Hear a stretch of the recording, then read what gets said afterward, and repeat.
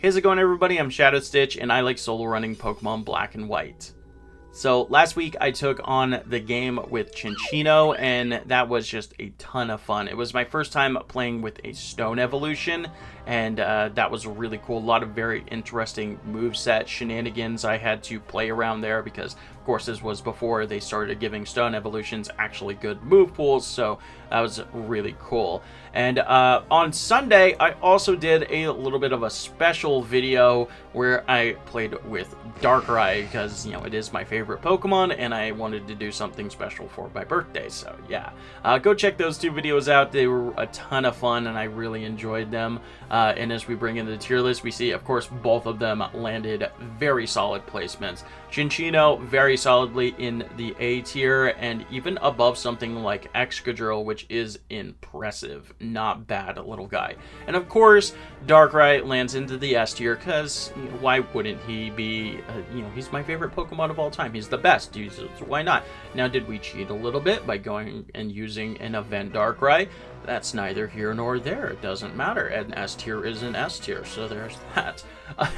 All the Pokemon on this tier list, dude, have videos on the channel, so go check those out if you haven't already. We do still have a couple re-ranks to do where, you know, since I changed emulators and settings and stuff like that, but there is a playlist link down below at the end of the video and on that little iGuard guide that popped up, so if you see anything that piques your interest, check that out. But stick around because today, at the request of one of my viewers, I'm actually going to be playing with another evolution, a different evolution method Pokemon with our first happiness-based evolution, Levanni. This Pokemon has a lot going for it, so I really hope I can make that thumbnail not a lie.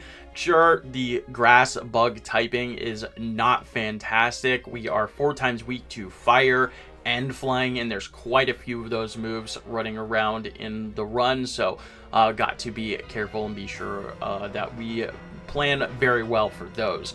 The ability I chose to go with is going to be Swarm. Our other option was Chlorophyll, so I thought maybe the minor upside of being able to boost our bug type moves when we're at low health might come into play a little bit more, but neither one of them are probably going to matter too much, so that's okay. As for the stats, we have a very solid 103 base attack with 92 speed, so we're going to be outspeeding and doing decent damage. As for our bulk, though, 75 HP with 80 defense and 70 special defense is not fantastic, but at least we can probably take a hit. In later generations, Levanni did get a stat increase to 80 special defense to match its defense, but we're still in Generation 5, so we don't have access to that today. As for the move pool, this has to be actually one of the best level up move pools that we got to play with.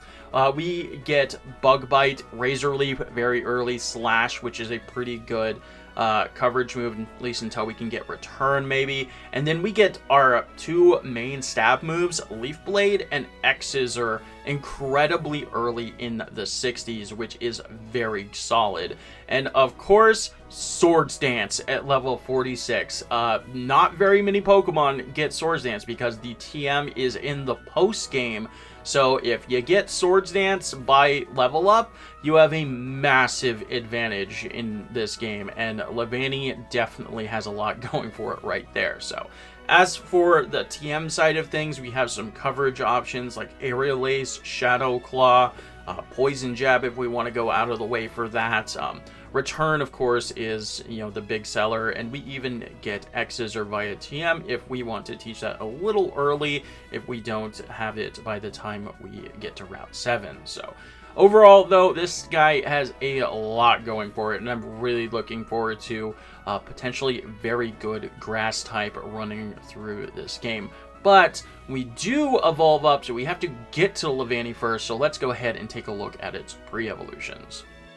Of course, we start off with the first form, Sawaddle, and this little guy actually is pretty solid. 53 attack isn't too much, but we have really good defenses for a first stage Pokemon. 70 and 60, lower HP, but that's okay. And 42 speed, while not great, is not terrible, so I will take it. We start off with Tackle and String Shot, so not fantastic, but we very quickly we'll pick up Bug Bite, which is one of the best early game bug moves, and then even Razor Leaf going from there. We do evolve up into Swadloon at level 20, so after that we are going to have to really be grinding for happiness, but that's not too bad. So let's go ahead and take a quick look at our middle stage. And quick is going to be right because there's not really a whole ton to talk about here. Swadloon is kind of like the cocoon stage of this Pokemon. We do get Protect whenever we evolve at level 20, so that has some minor good uses, but nothing after that. So we really got to make sure that we have good happiness so we can evolve from this before we start picking up some of those really solid moves on Levanni's side. So defenses are great. 90 in base defense and 80 special defense is really solid, so we're definitely going to be taking hits, and we did get a little bit of an attack increase from Sawaddle, so that's not bad. So very bulky but pretty usable Pokemon going on right here. So you see the rules on screen, though. I'm really interested in seeing how these Pokemon do. I think they have a ton of potential. It's just going to be kind of rough if we ever run into those fire and flying types, but I think we might have the tools that we need to deal with them. So anyway, that's going to be it for the intro right here. Let's go ahead and get on into it and see how this line does in Pokemon Black and White.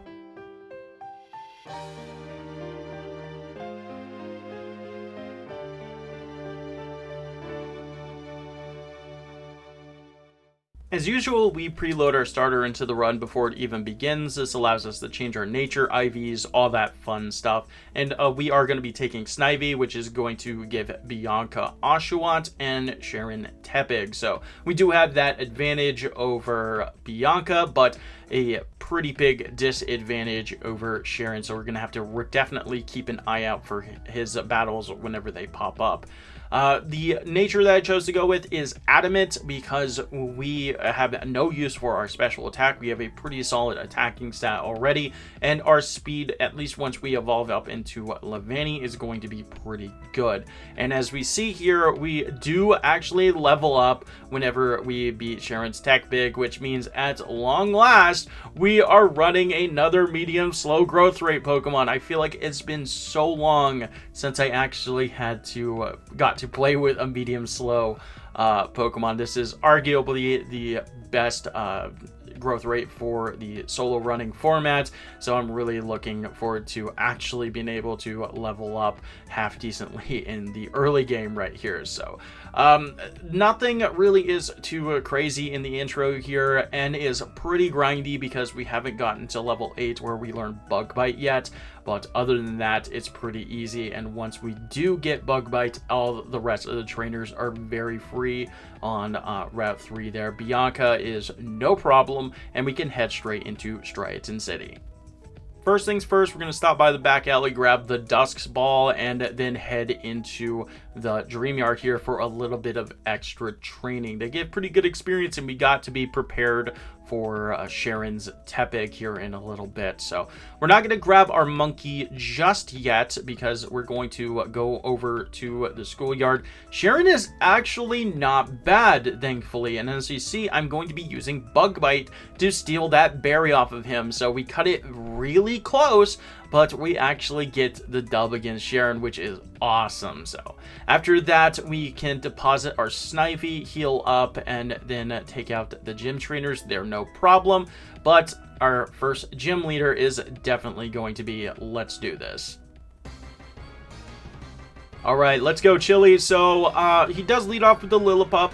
It does look like we're going to be able to very consistently two-shot that, which is cool. We can go for String Shot to get the speed advantage on Pansear, but yeah, it just has Incinerate. It's going to literally incinerate us with that 4 times weakness to fire, so we do have to do a bunch of blackout training. Now, because of our growth rate, medium slow is very solid, so we're actually gaining pretty good experience. So whenever we knock out the Lillipup here, we're going to get to level 15, pushing us over a damage rounding threshold, but also giving us Razor Leaf, which is pretty cool. Looks like it's going to be a 4-hit KO onto the Panseer, so as long as we can get a little bit lucky with him just kind of maybe spamming some workups, we should be okay. So let's go ahead and skip right ahead to the winning battle. And here we go. After 5 blackouts, honestly not too bad. We are going to be able to spend the potion onto the Lillipup, which is really nice, and then the Panseer is going to come in. We still don't outspeed it, so we have to hit it with that string shot, and it does look like it's still a 4 KO with tackle. We just barely hang on the boosted Incinerate at 5 HP, and there we go. We have our first gym badge. So a little bit of luck reliance, but blackout grinding there on Chili is definitely the most efficient way to gain experience right there, as long as we can knock out that Lillipup really consistently. So yeah, it's kind of unfortunate that we're not off to the great start with a lot of blackouts under our belt, but you know, it should be okay. So we're gonna get contracted by Fennel, grab our monkey right here, use our 1 mandatory use HM of Cut, beat up a couple dudes in the Dream Yard right here, and then we can head out towards Route 3. Before going into the route, though, we are going to go over here and grab the bomb mushroom out of the tree and then head into Route 3. That is going to sell for a lot of money much later on, and we are going to be needing that for something very important. So after dealing with the mandatory double battle, we can head into the preschool, do a little bit of good training right here. The monkeys give actually pretty solid experience, and we can grab the Ultra Ball out of the sandbox and heal up at the house before facing off with Sharon. So Sharon is significantly more threatening now that he is closer to our level. So I do accidentally misclick the Razor Leaf right there, but we can still use that Bug Bite to barely live and steal his berry, so we don't have to deal with any healing, and then just 1 Bug Bite's gonna knock out his Purloin in the back. So cutting it really close with these Sharon fights, but making it happen. So we can head into Wellspring Cave, deal with the plasma guys in here, catch our HM friend Woobat, and head out towards Route 3. Pick up the glitched rare candy, and we're not going to be doing any training. We have no real use for it because there's much better training in the Pinwheel Forest, and we can catch a Blitzel. However, it takes freaking forever for this Blitzel to show up. I go through 8 different encounters before I can even find one, and we do need him to take the cherry berry that he's holding before we get to Elisa, so that's pretty good. So anyway, after all that shenanigans, we can head into Nacrene City.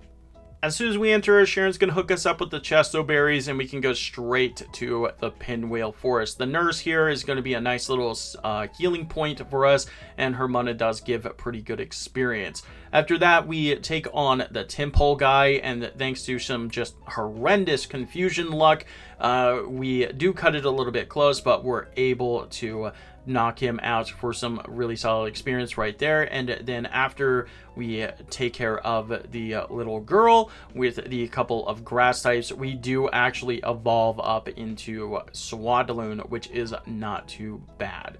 After depositing our team, we can head into the gym, and is no problem. Neither are any of the gym trainers, and then we can face off with Lenora. Physical attackers do kind of have it rough with this first gym because her Herdier does, of course, start off with Intimidate.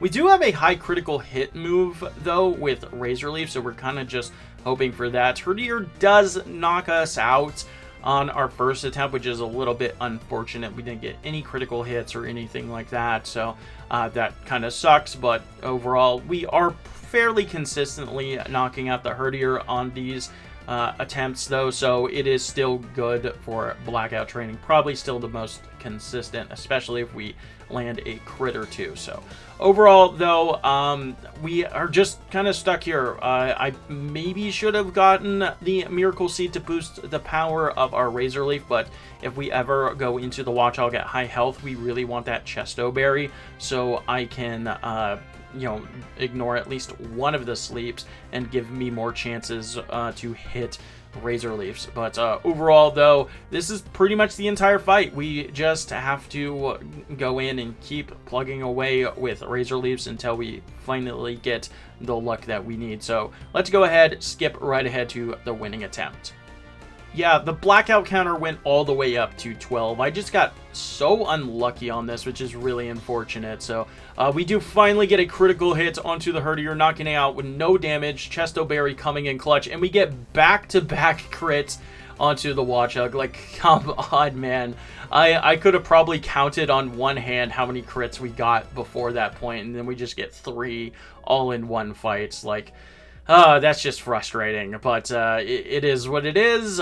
We get to move on, and we are getting ever so closer to our final form where we're pretty good. So we see the Plasma Dudes steal the skull and chase them into Pinwheel Forest. Nothing really interesting happens in Pinwheel. We are going to battle the one extra ranger here with the Panpour so we can get a Pecha Berry for much later on. Clear out a couple of the trainers on the bridge so they're out of the way when we come back here for a rare candy. Cross the gorgeous Skyla Bridge and then head into Castalia City. As soon as we enter into the city, we're going to go up the first street and the first skyscraper on the left, go into the elevator and not go upstairs because we don't need rest. We're just going to talk to the girl that gives massages. So I did kind of cover it into the Cinccino video, but just a real quick breakdown. She has a 70% chance to give you 5 happiness, 10% to give you 10, and a 6% chance to give you 30 happiness. So I thought that this would come into play a lot more than it actually ended up mattering, at least in this run, because we did all that extra training on Lenora. So anytime that you send a Pokemon out as your first Pokemon against a gym leader, you actually do get a good little extra chunk of happiness. So despite us blacking out and losing some of that, we were net gaining a lot of happiness points, which is really cool. So as we go into the battle company, there's a lot of great training in here, and we actually have enough happiness to evolve right now, which is really nice. So as we knock out some of these trainers, we do get to level 27, and we finally evolve into our final form, Levanni, which is really nice. So we are significantly over leveled. So after we knock out the Basculin trainer, we are going to grab the scope lens. This is going to be kind of like our go-to held item for the majority of this run. We just don't really have another great held item to use. Miracle Seed is just not really that worth it in my opinion, so I might as well get a little bit of extra boost to my critical hits. So after we knock out all the 2 plasma guys on the side street, we can head into the gym, and as soon as we hit level 28, we're actually going to use 1 extra rare candy to get to level 29 so we can learn Slash right before Berg. So with all of that prepared and our final form achieved, let's go ahead and face off with the bug type gym leader. Alright, let's go, Berg. Whose bugs are best? So we're going to go straight for a Slash onto that Whirlwind, get a critical hit for a one-shot. Let's go. We're 2-shotting the Dwebble no matter what we do, so we just knocked that out with 2 and 1 more Bug Bite for his Levanni, and we have proven dominance for our 3rd gym badge. Let's go. Very nice to actually not have any problems with a gym leader for once, which is, just so nice. Thank you. Holy crap. So yeah, we're gonna get on out here, go out to Route 4. Bianca is no problem in the gatehouse. We can do that little bit of extra training on the fisherman trainers, heal up at the house, and then face off with Sharon.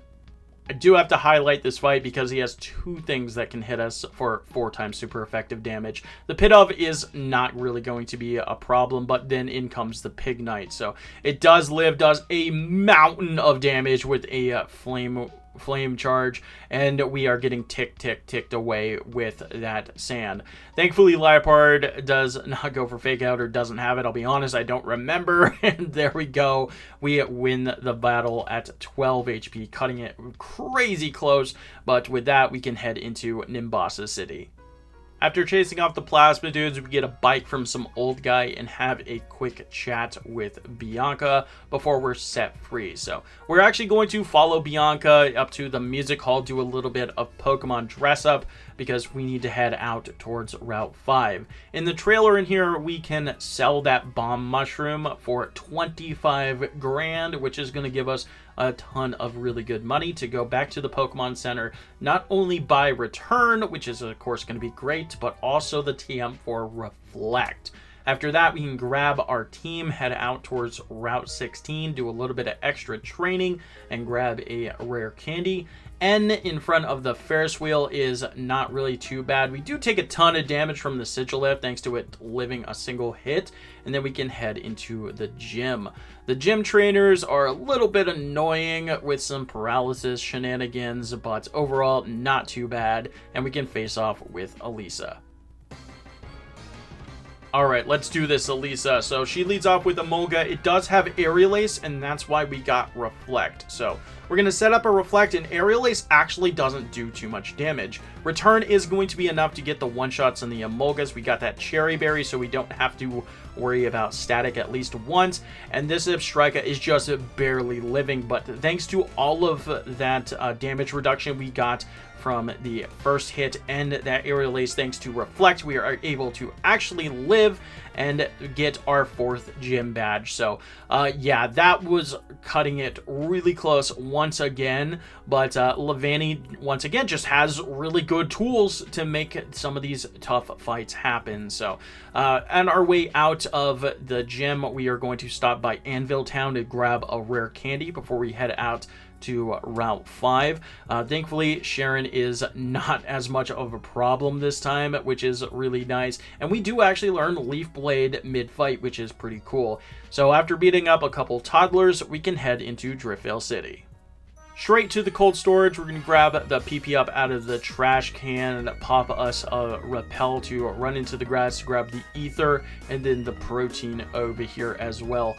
On our way back, we're going to run into another shaky grass Autono that we couldn't have avoided if we tried, which is pretty cool. And with that, we can head inside. Plasma guys are no problems whatsoever, and with that, we can actually skip the expert belt this time around because I think the scope lens is just gonna do us a lot of good, and we can head into the gym. All right, let's go, Clay. Time to slice and dice. So scope lens back on. Leaf Blade, that's gonna knock that out. Excadrill comes out. We get a crit, so we get a one-shot. Let's go.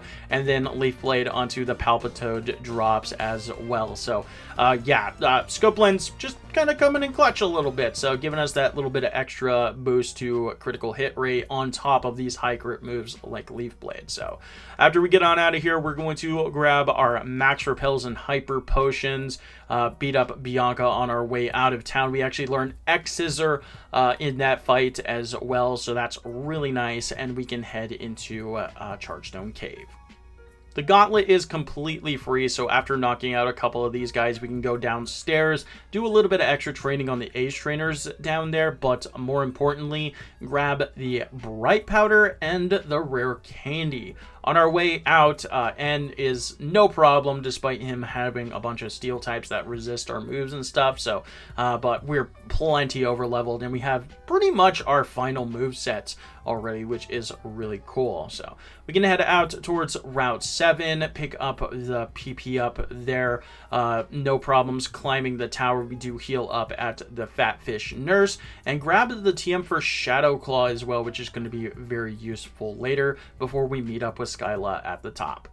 At the top, we can ring that bell and send Skyla back to the gym, and this gives me also an opportunity to say, hey, thank you guys so much for stopping by, watching these videos, and giving them a chance every single week. So I do these solo challenges at least once a week, so if you haven't already, maybe consider subscribing so you can check out some Black and White 1 solo challenges, and that's pretty cool. So not much has really changed. I'm occasionally still streaming over on Twitch now because YouTube doesn't really seem to like it whenever I stream something and then make a video about it later. Kind of kills it in the algorithm, but yeah, it is what it is. I do, of course, still stream on to my Discord every now and then as well. But yeah, also, shoot your shot. If you ever see me want to play a Pokemon, give it a, throw out a comment. That's what I did with Levanni right here. I thought it would be a lot more interesting than what I had planned. But yeah, as we get back into the run, we are going to see that I'm going to get to level 43 after knocking out this Sigilyph. Get the opportunity to learn entrainment. No thank you. But more importantly, we are going to be able to use those 3 rare candies we have to get to level 46 so we can get Swords Dance. And we have pretty much our final move set right now. And with Swords Dance, we should be able to make it through the rest of this gym no problem and face off with Skyla. Alright, let's do this, Skyla. So she leads off with Swoobat. Swoobat can still do a ton of damage with Acro, but it just goes for Amnesia. And with that, we get a free Swords Dance. So 2 returns onto the Unpheasant and Swanna drop. We just actually go for a Leaf Blade on Swanna. It doesn't really matter. Yeah, plus 2, we're able to just one-shot everything on her team, and that's just awesome. So literally 0 issues with the Flying type gym with a Pokemon 4 times weak to Flying.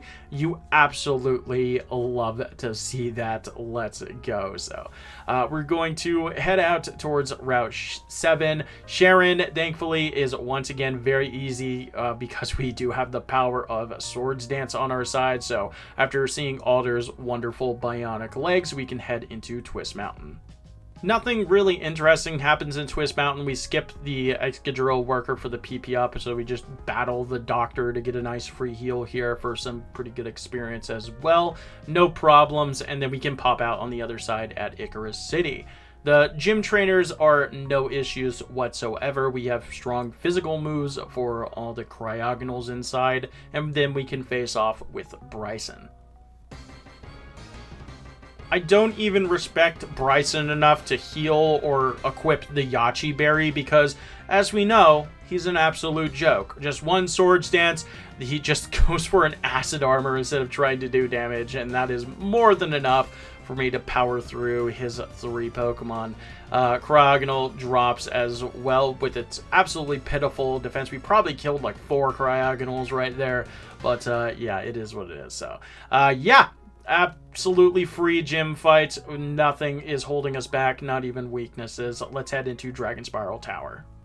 Alright, Dragon Spiral Tower time, so it's time for story time. So I guess it's not really much of a story, as I'm just kind of like telling you guys how about my first car. Well, I guess that's a story. It doesn't really matter. So like I said, I was born in the 90s, so this would happen around like 2000s and stuff like that. So like I said, I wasn't like super poor growing up or anything like that, but we definitely weren't wealthy by any means. So my parents didn't really have enough money to get me a car, so I kind of had to take it upon myself to get my own car. So yeah, I definitely got a little bit of help from my parents, don't get me wrong. I didn't do it all myself, but that's neither here nor there, doesn't really matter. So yeah, I got a job. I guess I could also talk about my first job. So my first like real job, I did like odd jobs and stuff for family and stuff, but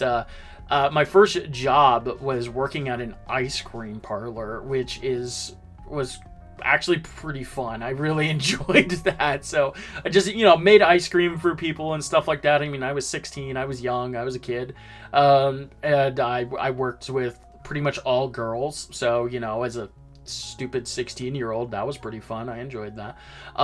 So yeah, and yeah, that's how I got my first job, and that let me get my first car.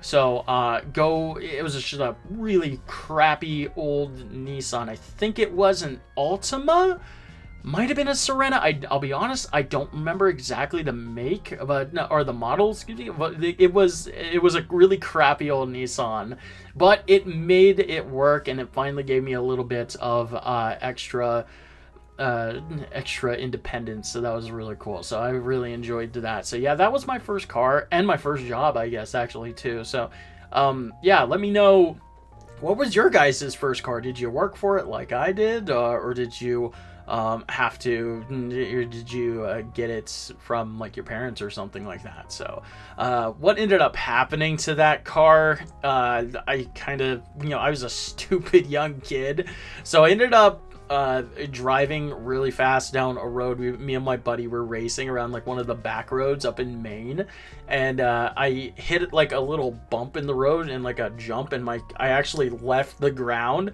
and when I came back down, I pretty much knocked the whole freaking oil pan and everything off the bottom of the engine, and it just freaking ruined it. And of course I didn't know how to fix things yet back then, so yeah, that's how I kind of ruined my first car. So it lasted me for a couple years though, so that was pretty fun. I enjoyed it, and yeah, then after a while of me not having a car, my grandma actually gave me her old car because she got a new one, and it was a Saturn, and I loved that car. So, and I took much better care of that car because my grandma gave it to me, and it was a very cool car. So, and then whenever I left to go to the Air Force, I traded in with her, blessing and permission, of course, too. So that was really nice. Gave me a little bit of extra money to travel on and stuff. So, but yeah, let me know your guys' first car, your guys' first job. Why not? Didn't really think I'd talk about my job, but I guess I just did. So anyway, we're going to get into the desert right here. We're going to grab the cover fossil, even though I actually didn't need it. I caught plenty enough Pokemon to fill the party, but it is what it is. So we're going to grab the PP up on our way down, meet up with Getsis for another little lecture, and get a rare candy on our way out before heading back to Nakreen. We meet up with everybody here, have a little bit of a powwow, and then Lenora gives us a funny looking rock before we're set free once again. So outside of Pinwheel Forest, we're going to heal up at that nurse, then go inside and grab a rare candy before we can fly back to Icarus City and have one more showdown with Bianca. All right, let's do this, Bianca. So her Stoutland does lead off. It does have Intimidate, but that doesn't matter when we got Swords Dance. +1 should be plenty enough to power through her entire team. Leaf Blade, return onto the Simisear. Leaf Blade onto the Samurott goes down, and then last but not least is going to be Macharnus. So one X-Scissor is going to drop that as well. Easy peasy, you'll love to see it. Let's head out towards Route 9. So, fun thing about Route 9, after you get done talking to the guy, you can kind of just hold B and run straight to the right. Zeke will never catch you. So all of the stupid movement that I was doing before was completely useless because, yeah, you could just run. And, yeah, I don't even have to ever worry about talking to Zeke again unless I have to go into the shopping mall. Screw you, Zeke. Anyway, let's go ahead and head into Opelousas City Gym. None of the gym trainers in here are going to cause us any problems, and we can face off with our final gym leader. Alright, last but not least is Drayden. He leads off with the Fracture. We're going to set up Swords Dance, and there we go. X's are all the way down. Dredigan's going to come out. Does have Rough Skin, but that is pretty much the only damage that he's going to be able to do to me. Haxorus drops as well. And there we go. Easy peasy. 8th gym badge, and we can head out towards Route 10. Do a little bit of extra training, and then face off with Sharon one last time. Alright, so Sharon's Unpheasant can do quite a bit of damage with an Air Slash, so we just have to set up a Swords Dance. Does do well over half, but that should be all that we need. As long as we didn't get crit, we're good. Return does drop the Emboar. We get to level 57. Very nice. Liepard is going to go down to a Leaf Blade, and Simisage is going to go down to an X-Scissor. You'll love to see it. No problems right there. We get a nice free heal, and then we're set free to go into Victory Road. So we pick up the rare candy across the puddle, do a little bit more training, and then we're going to pop out on the other side at level 59. Caitlin's up first. She is weak to bug, but we're going to set up a Swords Dance just in case. Psychic does do quite a bit of damage, but X-Scissor is going to drop. Sigilif comes out next. That's going to drop as well. Musharna, if the Reuniclus dropped, so should the Musharna, and it does. Got to tell it is her most physically defensive Pokemon, but no worries there whatsoever, and we can get on out of here, head into our next battle. Grimsley's up next. Once again, we have a type advantage here, but Scrafty is not weak to bug, but it just goes for Poison Jab. You'll love to see it. So free Swords Dance, we don't have to worry about Sand Attack, so pretty much everything else is going to drop. Bisharp comes out next. That is neutral as well, but that's going to go down, and last but not least is the Crocodile. That Intimidate is not going to be enough to save you, buddy, and there we go. We can move on. So Chantal, I forgot to grab a Rossberry, and we don't have Rest. So we go for Leaf Blade, and she misses Will-O-Wisp. Let's go. So Swords Dance as she heals, and never punish. So Shadow Claw is going to be enough to knock out the Cofagrigus and Chandelure. Jellicent, we're just going to keep going with Shadow Claw. No worries about Cursed Body right there. And then Golurk goes down as well. Definitely could have gone a little bit sideways because we forgot the Rossberry to, heal at least one of the Will-O-Wisps. But you know what? Never punished. You'll love to see it. Let's face off with our final Elite Four member, Marshall. Alright, so Marshall just has Stone Edge. We are weak to Stone Edge. There is not much else that we can do. So Bulldoze kind of sucks as well, because that means that we're not going to be faster than the Sock, which means that it gets more opportunities to hit Stone Edges. So it does hit one, and we go through the healing cycle with him. So he hits a second one, and I am not confident enough to keep rolling with that. So I take a reset right there. Second time around is pretty much about the same. We just need them to miss Stone Edges. With Bright Powder, they are 72% accurate, but it just isn't, we're not getting the luck that we need. So let's go ahead and move on to the winning attempt. All right, let's go, Marshall. Throw is going to lead. It's going to go for Bulldoze once again, which is really annoying, but that's okay for him. So we can drop that with a Leaf Blade. Sock does land the first Stone Edge, and it goes down to Sturdy. So more Sturdy slash full restore shenanigans right here. Stone Edge number 2 does miss, so we're moving on to the Conkeldurr. That's going to drop. All that's left is the Mienshao. It's faster. Rock Slide does not flinch. We live on 27 HP, and there we go. You love to see it. So not bad. Only 2 resets. Bright Powder, didn't really seem like it did too much for me, but that one Stone Edge miss was all that we really needed. So let's go ahead, head in here, and see how Alder is dealing with N. N summons his gigantic castle out of the ground somehow, and it's up to us to chase him down through it. Come on, Alder, you got to step it up, man. I know you like bug types. Hey, maybe try Levanni. It's doing pretty good so far. So we make our way through the castle, grab the candy in N's room, and then face off with the man himself in the throne room.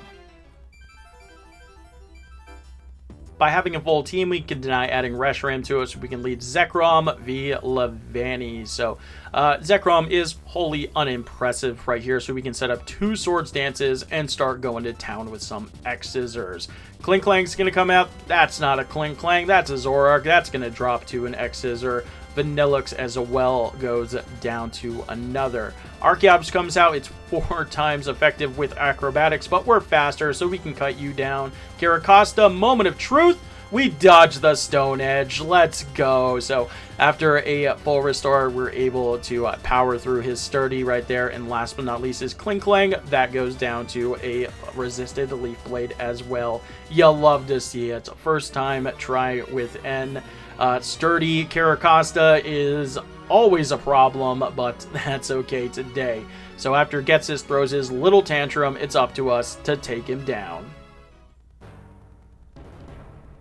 Getsis even easier than N. We have a Pecha Berry, so we don't have to worry about Toxic. Set up a Swords Dance, but he just misses Toxic anyway, so let's go. You'll love to see it. So Shadow Claw, that's going to drop. X-Scissor for the Hydreigon, that's going to go down. Electros comes out. Leaf Blade just for you. Bisharp is up next. Leaf Blade is resisted, but not X-Scissor, so that's going to go down. Seismitoad, 4 times weak to Leaf Blade, so why not a little bit of overkill? And last but not least is that Boufflant. You don't have Sap Sipper, so no worries. We get just over that threshold of level 67, and we have completed the game. Not bad. Let's go. So I am very happy to say that this Pokemon is incredibly good.